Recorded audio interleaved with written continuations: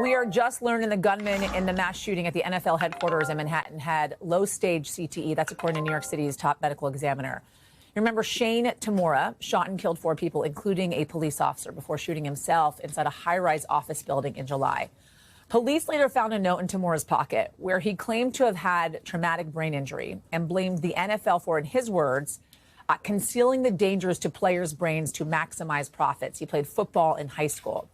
The NFL saying in a statement in part this: there is no justification for the horrific acts that took place. As the medical examiner notes, the science around this condition continues to evolve, and the physical and mental manifestations of CTE remain under study. The league first acknowledged the link between CTE and football back in 2016. I want to go to Tom Winter, who's been following this for us.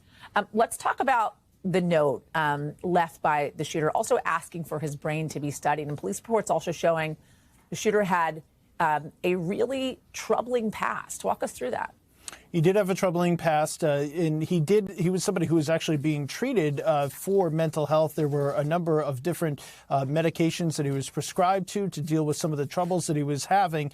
To be clear, we are not suggesting tonight that just because he was diagnosed with CTE, that somehow provides an acceptable motive for this individual to walk up with an M4 semi-automatic rifle into an office building in Midtown Manhattan as the workday was coming to a conclusion, shoot a police officer in the back, and then continue to fire and shoot other individuals in the lobby, ultimately firing in the office building, and then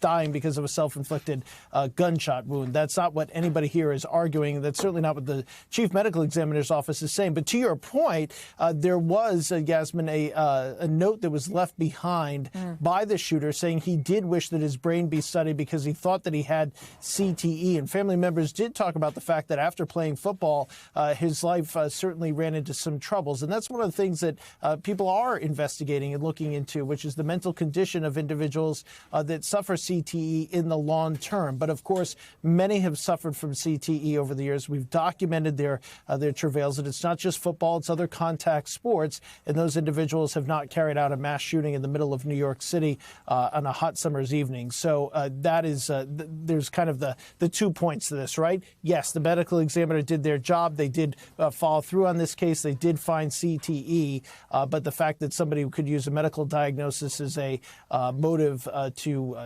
conduct a targeted attack is something obviously that worries law enforcement. By the way, just one of the several ones. I mean, that was such a huge deal at the time, as we've now seen from several targeted killings. That kind of trend continues. We thank you for watching, and remember, stay updated on breaking news and top stories on the NBC News app or watch live on our YouTube channel.